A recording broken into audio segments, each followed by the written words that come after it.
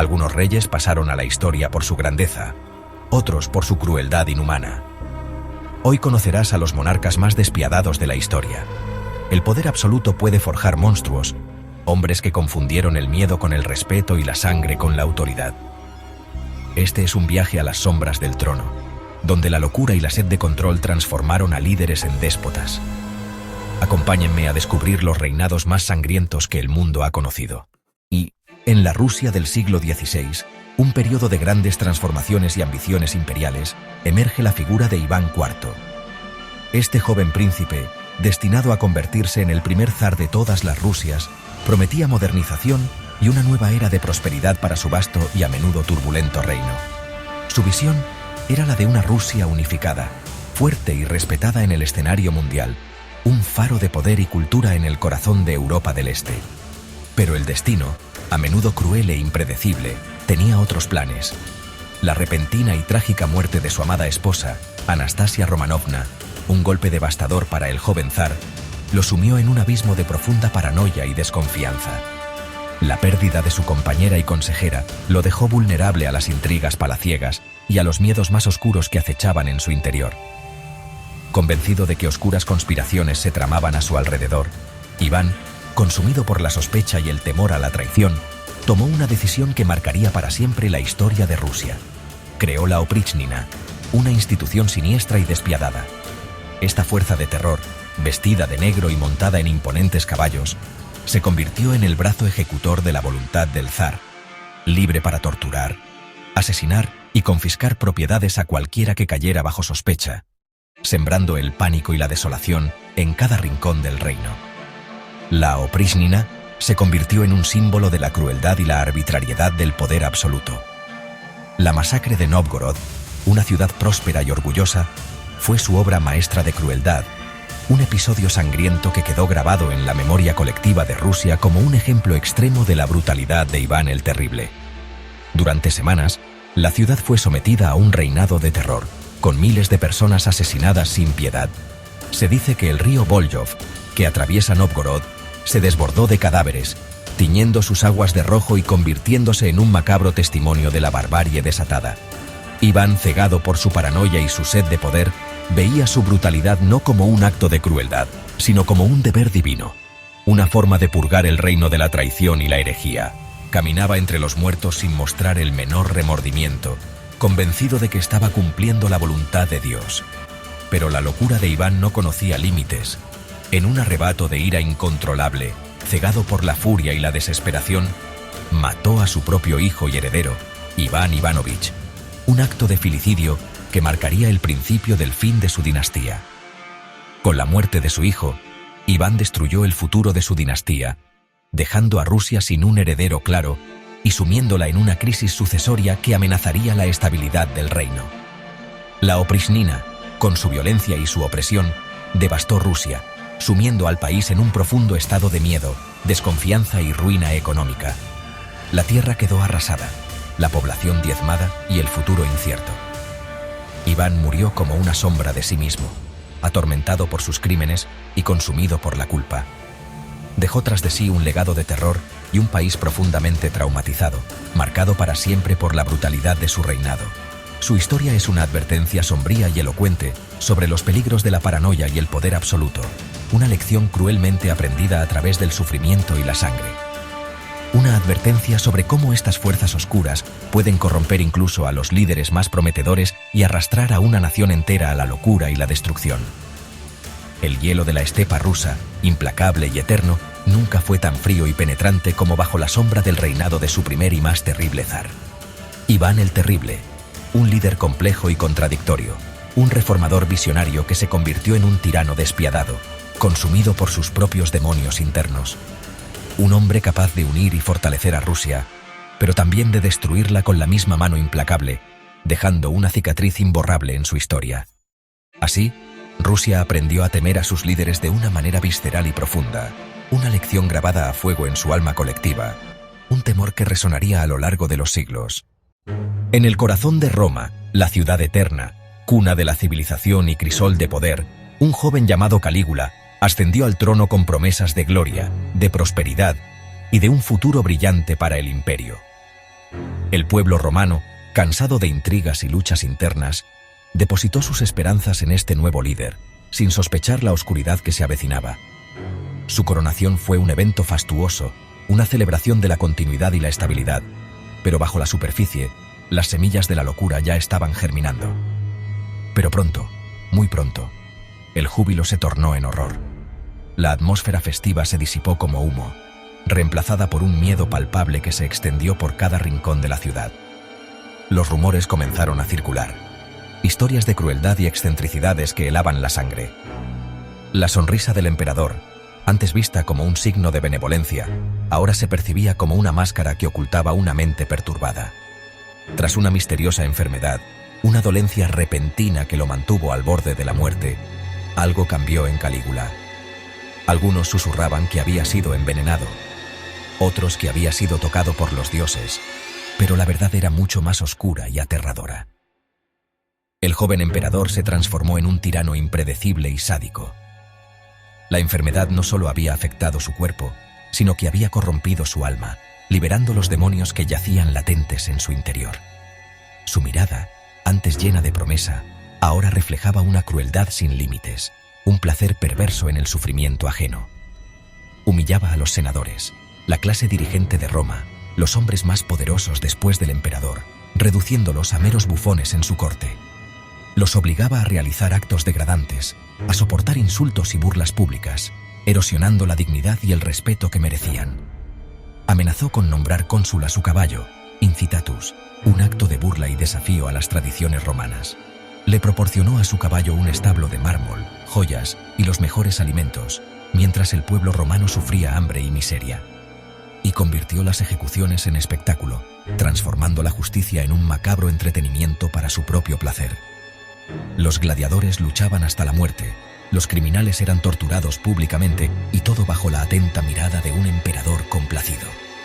Su lema: que me odien, con tal de que me teman. Una declaración escalofriante que revelaba su verdadera naturaleza, su deseo de controlar a través del terror, de someter a todos a su voluntad implacable. Se declaró Dios viviente, exigiendo ser adorado como una deidad, un acto de blasfemia que desafiaba las creencias religiosas del pueblo romano. Se hizo construir estatuas gigantescas de sí mismo, ordenando que fueran veneradas en todo el imperio. Exigió templos en su honor, santuarios dedicados a su culto personal, donde se le ofrecían sacrificios y se le rendía pleitesía como a un dios. Estos templos se convirtieron en símbolos de su megalomanía y su desprecio por la tradición romana. Y llevó a Roma al borde de la bancarrota con sus excesos, dilapidando la riqueza del imperio en proyectos extravagantes y caprichos personales. Construyó palacios lujosos, organizó banquetes opulentos y regaló fortunas a sus favoritos, mientras el pueblo sufría las consecuencias de su irresponsabilidad. Nadie estaba a salvo, ni los nobles, ni los plebeyos, ni siquiera su propia familia. El terror se había convertido en la norma, y la incertidumbre reinaba en cada corazón. La vida y la muerte dependían de sus caprichos, de un simple gesto, de una palabra pronunciada al azar. Un día podías ser su favorito, al día siguiente, una víctima de su crueldad. Ordenó guerras absurdas, como atacar al dios Neptuno, enviando a sus soldados a luchar contra el mar, recogiendo conchas como trofeos de victoria. Un acto de locura que ridiculizó al ejército romano y avergonzó a todo el imperio. Y sumió a la corte en un terror constante, donde la intriga y la paranoia eran el pan de cada día. Nadie confiaba en nadie, y el miedo a la ira del emperador paralizaba cualquier intento de rebelión. Finalmente, la guardia pretoriana, harta de su locura, de sus abusos y de su desprecio por Roma, comenzó a conspirar en secreto. Los guardias imperiales, encargados de proteger al emperador, se convirtieron en sus verdugos. Lo asesinó brutalmente junto a su familia, poniendo fin a su reinado de terror en un baño de sangre. La muerte de Calígula fue un acto de desesperación, pero también un grito de liberación para un pueblo oprimido. El reinado de Calígula es la prueba de que el poder sin control, sin límites ni responsabilidad, puede convertir a un hombre en monstruo y a un imperio en su víctima, llevándolo a la ruina y la decadencia. Su historia es una advertencia eterna, un recordatorio constante de los peligros de la tiranía y la importancia de la cordura en el poder. Ni la ley ni la civilización bastan cuando la tiranía nace en la cima, cuando el líder se convierte en el mayor enemigo de su propio pueblo. Roma, la dueña del mundo, el centro del poder y la cultura, fue gobernada por los impulsos de una mente enferma, por la voluntad de un hombre consumido por la locura y la megalomanía. Así terminó la pesadilla de Calígula, con su muerte violenta y el alivio de un pueblo oprimido. Pero el eco de su locura aún resuena en la historia, como un espectro que nos recuerda la fragilidad del poder y la importancia de la razón. Inglaterra, siglo XVI. Una tierra con poder creciente, alianzas cambiantes y tensiones religiosas latentes. El escenario está listo para un drama que transformará el destino de la nación, todo bajo el gobierno de un rey que sería tanto venerado como despreciado. Enrique VIII, en su juventud, era el ejemplo perfecto de un príncipe del Renacimiento, carismático, atlético y muy culto. Tenía una mente aguda, amaba las artes y una presencia imponente que cautivaba a todos los que lo conocían. Era la esperanza dorada de Inglaterra, un rey destinado a la grandeza. Pero el paso del tiempo, junto con el peso de la corona y las presiones por tener un heredero, transformó poco a poco a este querido monarca en una figura de miedo. Un tirano cuyo reinado estaría marcado por la violencia y un control total. La fachada encantadora empezó a romperse, revelando una ambición despiadada debajo. En el centro de esta transformación estaba su obsesión total por asegurar un heredero varón para la dinastía Tudor. Este deseo, al principio un asunto de Estado, pronto se convirtió en una fijación personal que lo llevaría a cometer actos de crueldad inimaginable y a cambiar la estructura misma de la sociedad inglesa. El futuro de su linaje se volvió su único propósito. Cuando su primera esposa, Catalina de Aragón, no pudo darle un heredero varón, Enrique pidió la anulación de su matrimonio al Papa, creyendo que era su derecho divino asegurar el futuro de Inglaterra. Pero el Papa, bajo presión de otras potencias europeas, se negó a conceder su petición, preparando el escenario para un choque enorme. Incapaz de obtener la anulación papal que tanto deseaba, Enrique tomó la decisión sin precedentes de romper lazos con Roma, desafiando siglos de tradición y sumiendo a Inglaterra en un caos religioso. Este acto de rebeldía cambiaría para siempre el curso de la historia inglesa. Con valentía, se declaró a sí mismo el jefe supremo de la Iglesia de Inglaterra, tomando el control de la doctrina e instituciones religiosas y consolidando su poder de una manera que ningún monarca inglés se había atrevido antes. Este movimiento no solo le concedió la anulación que deseaba, sino que también lo colocó en la cima de la autoridad, tanto espiritual como temporal. La religión, que antes era una guía espiritual y moral, ahora se usaba como un arma política, una herramienta para imponer su voluntad y silenciar a quienes no estaban de acuerdo. La cruz y la espada se unieron, símbolos de un reino bajo el control absoluto de su rey. Para consolidar aún más su poder y llenar las arcas reales, ordenó la disolución de los monasterios, desmantelando instituciones religiosas centenarias y apoderándose de sus vastas tierras y riquezas. Este acto no solo suprimió la oposición religiosa, sino que también redistribuyó la riqueza entre sus leales partidarios, fortaleciendo su lealtad. Confiscó sus riquezas acumuladas, juntando una fortuna que financiaría su estilo de vida extravagante y su ambicioso plan político. Oro, joyas y objetos preciosos llenaron el tesoro real, alimentando su imagen de gobernante poderoso y lujoso. Y persiguió sin descanso a quienes osaron desafiar su autoridad, tildándolos de traidores y herejes, y sometiéndolos a prisión, tortura y ejecución. El miedo se convirtió en la moneda de su reinado, silenciando la oposición y asegurando la obediencia absoluta. Ni siquiera su amigo cercano y consejero de confianza, Tomás Moro, un hombre de principios inquebrantables y profunda convicción, se libró de su ira. Tomás Moro fue ejecutado por negarse a reconocer la supremacía de Enrique sobre la Iglesia, una trágica muestra del poder absoluto del rey y su disposición a sacrificar incluso las relaciones más cercanas por el bien de su ambición. Este acto sirvió como un escalofriante recordatorio de que ni la virtud ni la amistad podían proteger a nadie de la ira del rey, consolidando su imagen como un tirano despiadado e impredecible. La Torre de Londres se convirtió en un símbolo de su poder, un lugar de prisión y muerte para quienes se atrevieron a desafiarlo.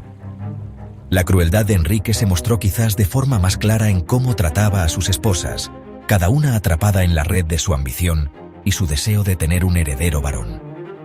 Sus destinos se entrelazaron con los manejos políticos de la corte, y sus vidas dependían peligrosamente del favor del rey. Ana Bolena y Catalina Howard, dos de sus 6 esposas, tuvieron finales trágicos. Sus vidas terminaron pronto por el hacha del verdugo después de ser acusadas de traición y adulterio. Las acusaciones contra ellas eran a menudo dudosas, impulsadas por intrigas de la corte y la propia paranoia del rey, lo que resaltaba la precariedad de la vida bajo su gobierno. Sus muertes sirvieron como una dura advertencia para cualquiera que osara desafiarlo. Más allá del destino de sus esposas, miles más murieron por sus creencias religiosas, víctimas de la implacable búsqueda de Enrique de la uniformidad religiosa. La hoguera y el hacha del verdugo se hicieron comunes, símbolos de la brutal represión que caracterizó su reinado. Las ejecuciones públicas se hacían para asustar, sirviendo como un duro recordatorio de lo que pasaba si desafiabas la voluntad del rey. A medida que Enrique envejecía, su salud física empeoraba y su temperamento se volvía cada vez más cambiante. Su paranoia se hizo más profunda y su brutalidad se intensificó, alimentada por una creciente sensación de inseguridad y un miedo a perder el control.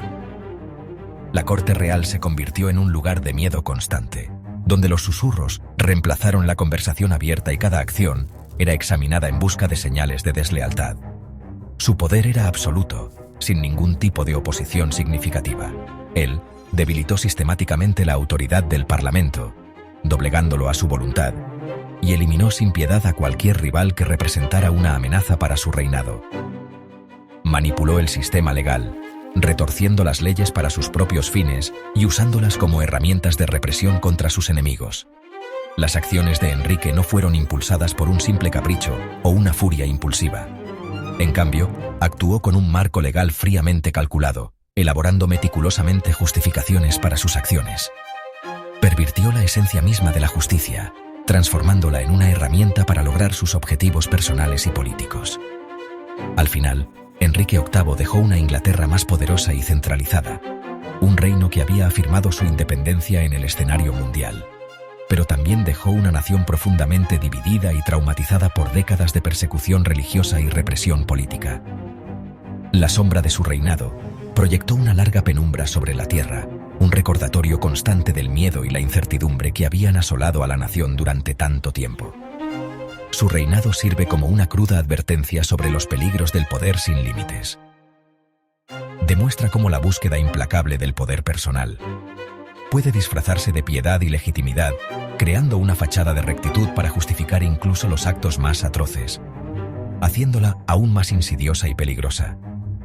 Porque la tiranía, cuando se esconde bajo la apariencia de la ley y la religión, se convierte en una fuerza especialmente poderosa y destructiva. Puede ser la más insidiosa de todas, erosionando los cimientos de la justicia y la libertad desde dentro. Y así, Enrique VIII, el rey que una vez fue prometedor, se transformó en el arquitecto de un reino construido sobre el miedo, la obediencia y el aplastante peso del poder absoluto. Su legado sigue siendo una historia de advertencia, un recordatorio de lo frágil que es la libertad y la amenaza constante de la tiranía. El poder absoluto corrompe absolutamente. Las historias de Iván el Terrible, Calígula y Enrique VIII son advertencias sobre los peligros de la ambición sin límites. Bajo la corona puede latir el corazón de una bestia, y la civilización es solo un barniz frágil. ¿Qué otros tiranos acechan en la historia?